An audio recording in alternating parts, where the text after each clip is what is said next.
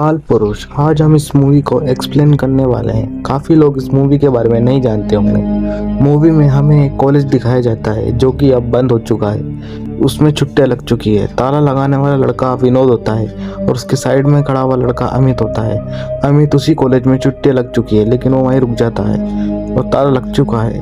वो दोनों खूब मस्ती करने लग जाते हैं। वो दोनों ही, क्योंकि कॉलेज में अब कोई भी नहीं है। अमित वहाँ पर साइकिल चलाने लग जाता है। साइकिल पे घूमने लग जाते हैं। घूमते घूमते वो दोनों के दोनों साइकिल चलाकर थक जाते हैं। तभी वो उसके पापा से परमिशन मांगने के लिए जाते हैं और उसके पापा हाँ कर देते हैं और उसको ध्यान रखने के लिए कह देते हैं। फिर हमें कॉलेज दिखाया जाता है जो कि अब पूरी तरीके से बंद हो चुका है और अभी यहाँ पर कोई भी नहीं है। ये पूरा कॉलेज खाली है। फिर वो घूमते घूमते एक कमरे में पहुंचते हैं जो कि 20 साल से बंद होता है। वो एक प्रोफेसर का कमरा होता है। वो प्रोफेसर अब मर चुका है और 20 साल से उस कमरे में आज तक कोई भी नहीं गया।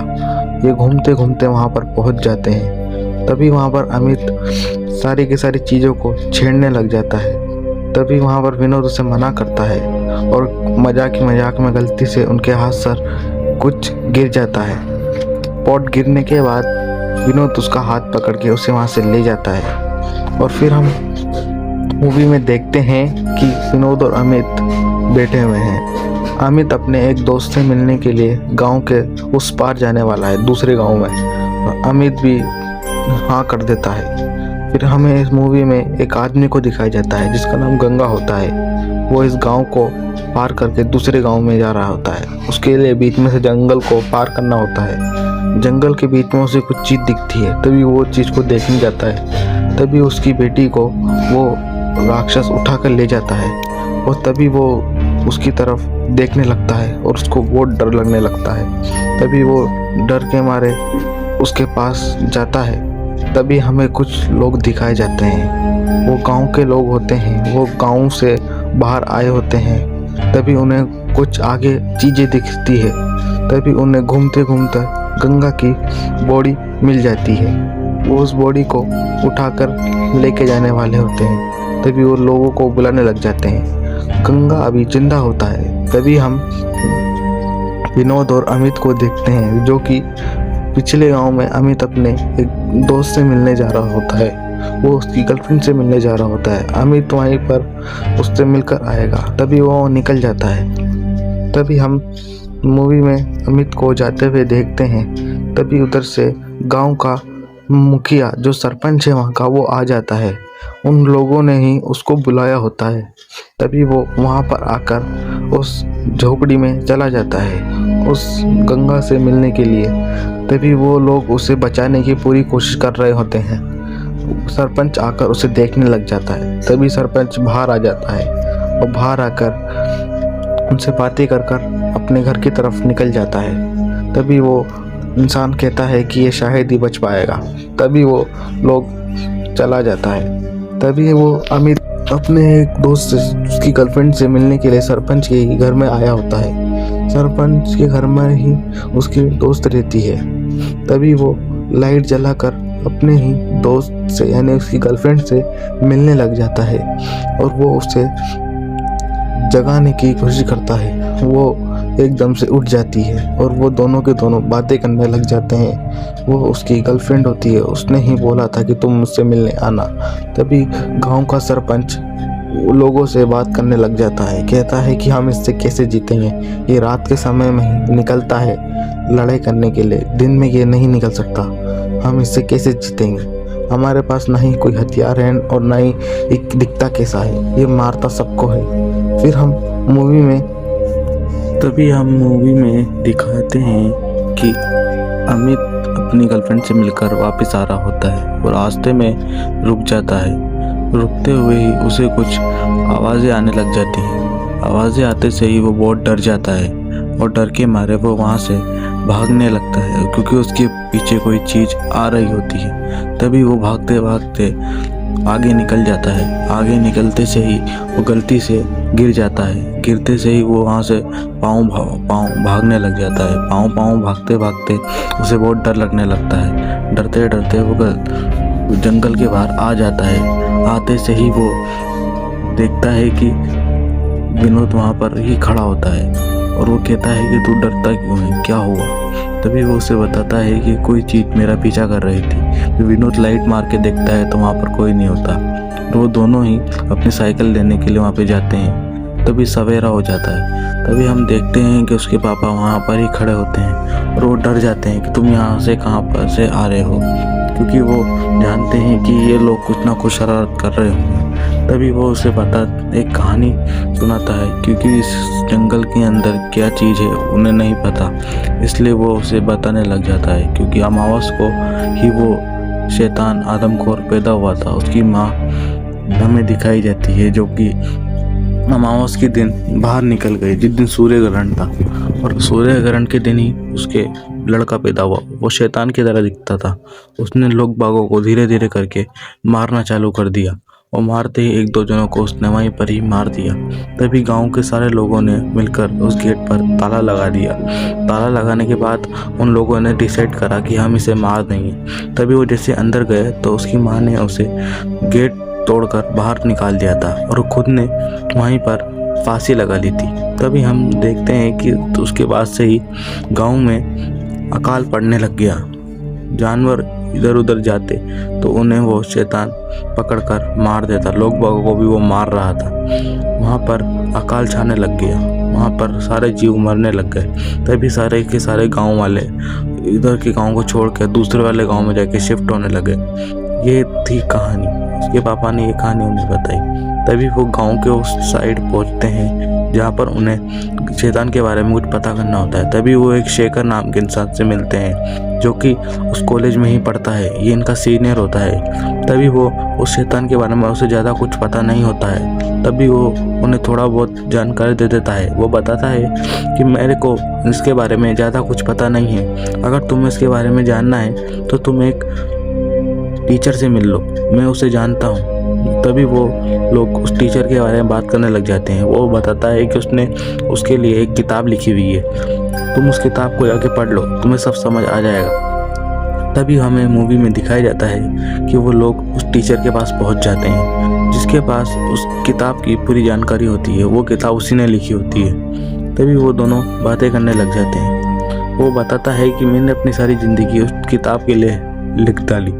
मैंने सारी की सारी जानकारियाँ उस किताब में लिखी हुई है। उस किताब में मैंने सब कुछ बता रखा है कि ये शैतान कैसे है और कहाँ से आया। और हमारे गांव वालों की सारी कहानी हमने उस किताब में लिखी है। मैं उसे आर्टिकल करके बुलाता हूँ। तभी वो अपनी किताब लेने के लिए वहाँ पे चला जाता है और वो अपनी किताब उन्हें ला के दे देता है और कहता है कि तुम इसका ध्यान रखना, मैं बाद में तुमसे ले लूँगा। वो कहता है कि जितनी भी मैंने जानकारी इकट्ठा करी है मैंने सब इसमें लिख दी। तभी हमें मूवी में एक जंगल को दिखाया जाता है, जो गांव का जंगल होता है। वो जंगल में विनोद वहीं पर खड़ा हो जाता है। वो चाहता है कि मैं आज शैतान को देखूं, लेकिन अमित उसे डांटता है और कहता है कि यहाँ से चल, नहीं तो हम भी मारे जाएंगे। तभी उन्हें कुछ आवाज़ आने लग जाती है। आवाज़ आते आते वो उन दोनों को अमित को डर लगने लग जाता है। तभी वो वहाँ से जाता है और कहता है कि चल यहाँ से चलते हैं। तभी वो उसकी बात नहीं मानता, लेकिन तभी कुछ होने लग जाता है, आवाज़ बढ़ने लग जाती है। तभी अमित जाता है और जाकर कुछ अपनी साइकिल ले आता है और साइकिल पे विनोद को बिठा लेता है। विनोद को बिठाकर वो दोनों के दोनों वहाँ से भागने लग जाते हैं। भागते ही भागते उन्हें थोड़ी सी देर में कोई चीज़ पीछे आने का एहसास हो जाता है। वो भागते भागते आगे जाके गिर जाते हैं। तभी वो दोनों के दोनों एक घर को नोटिस करते हैं, जो कि वहीं पर होता है। और विनोद उस घर के बारे में बताता है, इधर एक घर है। तभी वो उस घर के अंदर रुकने की कोशिश करते हैं। तभी उन्हें बाहर डर लगने लगता है। तब वो उस घर में चले जाते हैं। घर में जाने के बाद ही वो लोग उस घर को देखने लग जाते हैं। तभी वहाँ पर एक जोगिंदर नाम का व्यक्ति आता है। वो गांव के बाहर इस जंगल में रहता है। तो वो दोनों के दोनों उससे परमिशन लेने लग जाते हैं कि हम आज रात यहीं रह सकते हैं क्या। वो उसके लिए हाँ कर देता है और कहता है कि तुम रह सकते हो यहाँ पर। तभी वो अमित सो जाता है और विनोद वहाँ पर अपनी जो टीचर की दी हुई किताब को पढ़ने लग जाता है। उस किताब में वो सारी चीज़ें जानने लग जाता है। फिर हमें शेखर को दिखाया जाता है, जो कि वहाँ पर गंगा को देखता है। सरपंच भी वहीं पर होता है और बोलता है कि तुम्हें वहाँ पे नहीं जाना चाहिए था, लेकिन गंगा बात करने की हालत में भी नहीं होता है। वो उसे समझाता है। तभी हम देखते हैं कि शेखर एक जगह पर आता है। एक आदमी को देखता है जो कि अपनी एक बकरी को लेके जा रहा होता है। गांव वाले बकरी की बलि चढ़ाते हैं। हर अमावस को बकरी की बलि चढ़ाने से उन्हें ऐसा लगता है कि शैतान उनके गांव पर हमला नहीं करेगा। तभी वो गेट लग जाता है। तभी वो शेखर गेट को उठाकर देखने लग जाता है। तभी वो देखता है कि बकरी को उसने बांध दिया है और उसे वो बाहर भेज देता है। तभी हम देखते हैं कि बकरी को वो अंधेरे में भेज देता है। वहाँ पर बहुत सारा धुआं होता है क्योंकि शैतान उस जगह पर ही रहता है। तभी वो उस बकरी को छोड़ने लग जाता है। छोड़ने के बाद हमें मूवी में दिखाया जाता है विनोद और अमित एक दुकान वाले के पास पहुंचते हैं। वो उसका स्कूटर मांगकर वहां से ले जाते हैं। तभी वहां पर ही शेखर बैठा हुआ होता है और वो उन्हें लोगों को जाता हुआ देख लेता है। तभी वो उस जगह पर वापस जाता है जहां पर उस बकरी को लेके गए थे। उस जाके देखना चाहता है कि वहां पर ऐसी कौन सी चीज़ है जिससे लोगों को इतना डर है। वो चीज़ पे विश्वास नहीं करता। तभी हम देखते हैं कि वो जगह पे पहुंच जाता है। पहुंचने के वो आगे बढ़ने लग जाता है। आगे बढ़ते बढ़ते उसे बहुत सारे खून के डब्बे दिखने लग जाते हैं। तभी वो एक अंधेरी सी गुफा में पहुंचता है। वो एक मंदिर होता है जहाँ पर कोई भी नहीं जाता। तभी वो वहाँ पर घूमने लग जाता है। देखता है कि इधर क्या है। वो इधर उधर घूमने के बाद एक जगह की तरफ पहुँच जाता है। हमें वहाँ पर दिखाया जाता है कि बहुत अंधेरा होता है। तभी वो वहाँ पर एक कांच के शीशे से उजाला करने लग जाता है। उजाला करने के बाद जैसे ही वो उसके अंदर एंटर होता है, फिर हमें मूवी में अंदर की जगह दिखाई जाती है। जैसे ही वो अंदर एंटर होता है, एंटर होने के बाद ही उसे कुछ चीज़ दिखती है और वो डर के मारे वहाँ से भागने लग जाता है। फिर हमें मूवी में एक पुलिस वाला दिखाया जाता है। विनोद और अमित उसके पास आए हुए होते हैं। वो उन्हें शैतान की एक तस्वीर दिखाते हैं जो कि बिल्कुल ही बनाई हुई होती है। वो उसे विश्वास बिल्कुल भी नहीं करता। वो समझाते हैं विनोद और अमित। तभी वो उससे यूँ कहता है कि हमें अब क्या करें, आप ही बताओ। तभी वो उसे कैमरा देने के लिए कहते हैं। वो पुलिस वाला उससे एक कैमरा ले लेते हैं। पुलिस वाले से वो एक कैमरा लेने के बाद जैसे ही वो बोलते हैं कि इसमें कितनी फ़ोटो खींची जा सकती है, तो वो बोलता है कि इसमें 10 फ़ोटो आराम से खींची जा सकती है। तभी वो रात के अंधेरे में वहीं पर जंगल में दोबारा पहुंचते हैं। तभी वो वहाँ पर गंगा को देखते हैं जो कि उस शैतान को मारने के लिए वहाँ पर आया हुआ होता है। तभी वहाँ पर जोगिंदर उसके ऊपर हमला कर देता है। वो गलती से शैतान समझकर उसे मार देता है। तभी वो उसकी फ़ोटो खींच लेते हैं। उसे गलतफहमी होती है विनोद और अमित को कि यही शैतान है, यही लोग बागों को मारता है। जोगिंदर भी उनका पीछा करने लग जाता है। पीछा करते करते वो जंगल के बाहर के इलाके की तरफ बढ़ जाते हैं और बढ़ने के बाद वो जंगल के बाहर आ जाते हैं। आने के बाद वो फ़ोटो को देखते हैं। यही अब उन्हें लगता है कि जोगिंदर ही असली शैतान है, वही लोग बागों को आते जाते लोग बागों को मारता है। वो ये फ़ोटो पुलिस को दिखाएंगे। तभी वो उसके विनोद के पापा को वो फ़ोटो दिखाने जाते हैं।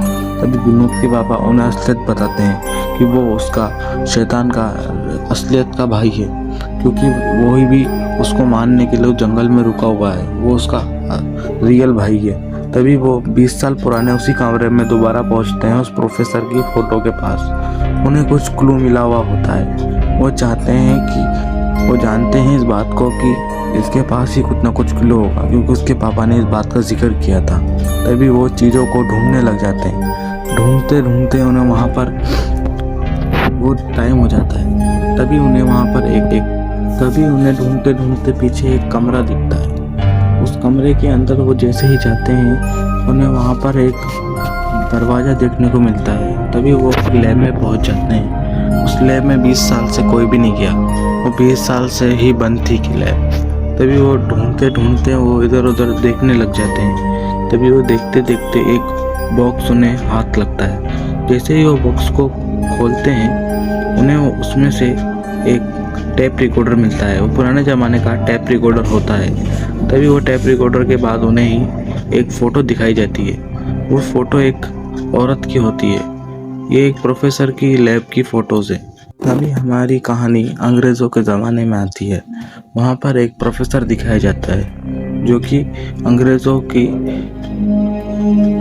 लिए वहाँ पे काम करता है। भारत अब आज़ाद हो चुका है। वो वहीं पर भारतीय संविधान के लिए काम करता है। तभी वो कुछ रिसर्च करने लग जाता है। वो रिटायर हो चुका है। वो आखिरी बार एक एक्सपेरिमेंट करना चाहता है, लेकिन उसको सरकार की तरफ से परमिशन नहीं मिलती है। तभी वो बहुत ज़्यादा निराश हो जाता है। निराश होने के बाद उसे एक डीएनए मिलता है जो कि एक आदिवासी का डीएनए होता है। वो डीएनए एक आदिवासी का होता है। वो डीएनए को एक औरत के शरीर में इंजेक्ट करने की तैयारी करता है। वो औरत उसके पास एक्सपेरिमेंट के लिए आती है क्योंकि वो उसके पास पैसे नहीं होते हैं। वो अपना बच्चे का इलाज यहाँ पे कराने आती है, लेकिन वो उसके अंदर कुछ इंजेक्ट कर देता है जिससे कि उसका बच्चा 100 साल तक जी सके। तभी हमें मूवी में दिखाया जाता है कि वो औरत गलती से अमावस की रात को जब सूर्य ग्रहण लगने वाला होता है तब वो निकल जाती है। वो उसको गर्मी सहन नहीं होती है। तभी वो चक्कर खाकर वहीं पर गिर जाती है।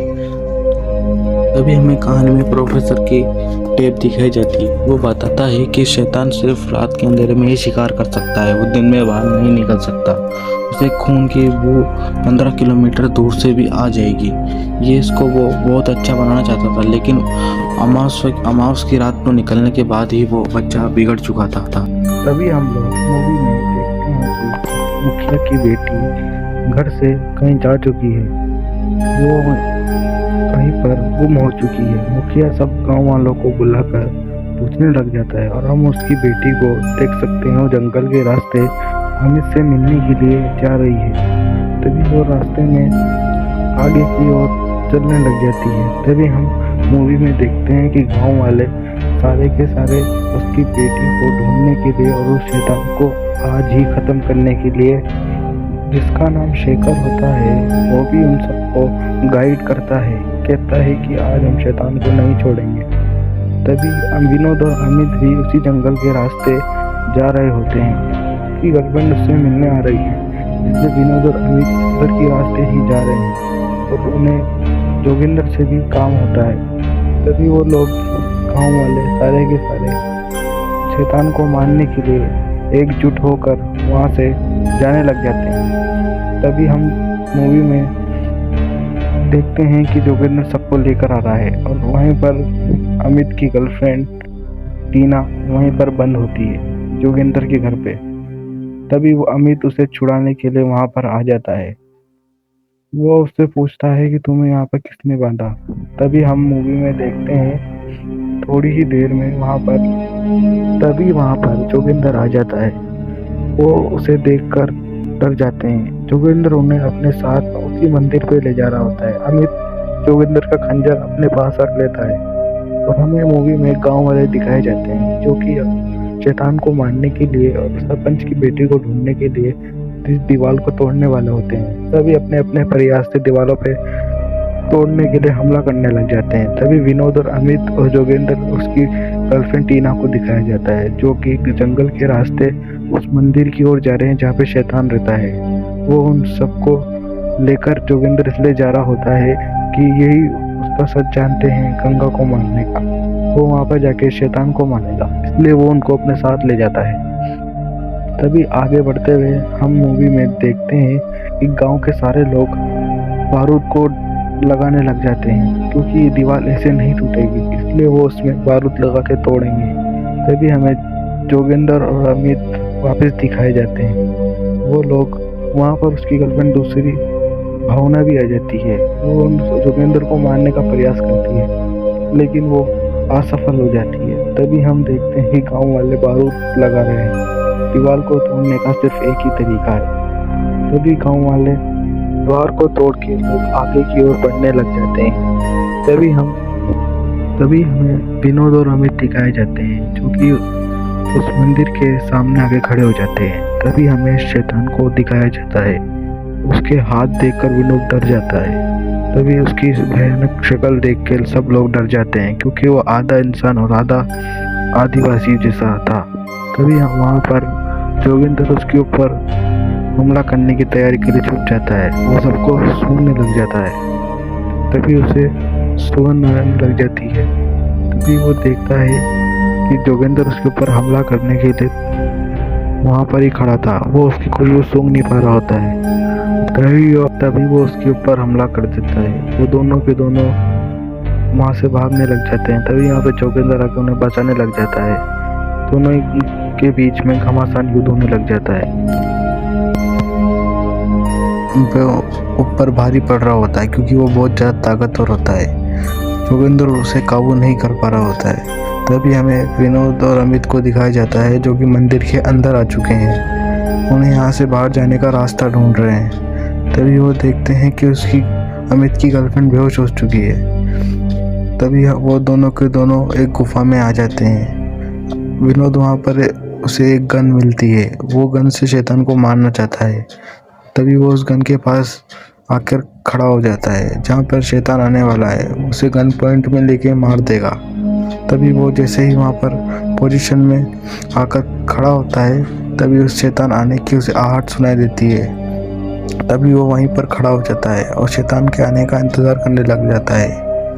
लेकिन जैसे उसे पता चलता है कि गन चल ही नहीं रही तभी वो वहाँ से भाग जाता है। तभी वो सारे के सारे गुफा के अंदर आ जाते हैं।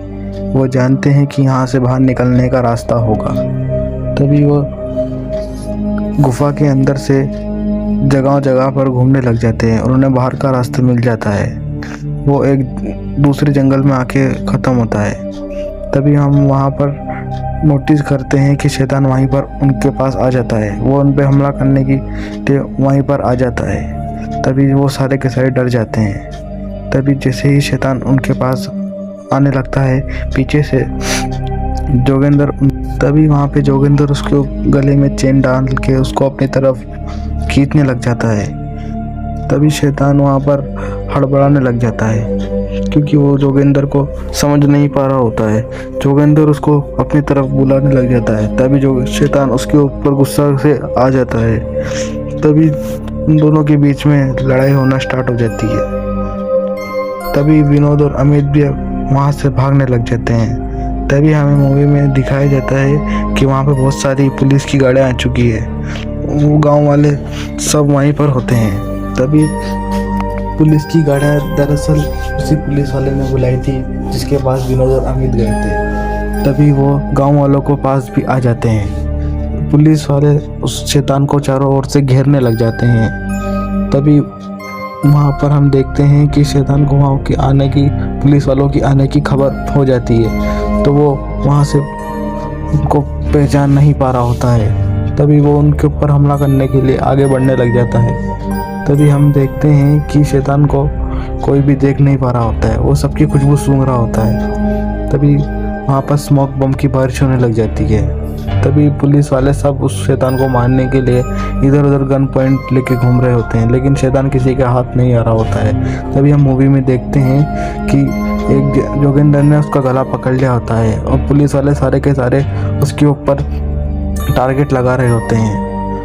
बड़ी मुश्किल से उसके ऊपर टारगेट लगता है और उसको वो बेहोश करने में सफल हो जाते हैं। शैतान को वो बेहोश करने के लिए पूरी कोशिश करते हैं और वो बेहोश हो भी जाता है। जोगिंदर भी उसको पकड़ के रखता है। तभी जोगिंदर घायल हो जाता है। वो बताता है कि मैंने गंगा को गलती से मारा, आइंदा मैं अब किसी को भी नहीं मारूंगा, मैं सबके साथ अच्छे से रहूँगा। शैतान को मारने के लिए मैं इतनी तैयारी कर रहा था। मैंने पहले प्रोफेसर को इसलिए ही मारा था क्योंकि उसने मेरी माँ के साथ ऐसा कर दिया था। जोगिंदर सबको सच सच बता देता है। वो कहता है कि अब मैं आगे से किसी की भी हत्या नहीं करूँगा, मैं सबके साथ अच्छा रहूँगा। ये दोस्तों, ये कहानी आपको कैसी लगी हमें ज़रूर बताइएगा। ये इस कहानी के बारे में काफ़ी कम लोग जानते हैं, इसलिए हमने आज इसको एक्सप्लेन करके ख़त्म करा है। गाइस, हमारे चैनल को लाइक एंड सब्सक्राइब ज़रूर कर दीजिएगा। आपका बहुत बहुत आभार है। तभी हमें दिखाया जाता है कि वो सब थैंक करने लग जाते हैं। तो ठीक है दोस्तों, अब हमारे चैनल को लाइक एंड सब्सक्राइब ज़रूर कर दीजिएगा और हमको सपोर्ट करिएगा। हमारी ये फर्स्ट वीडियो है। Bye guys.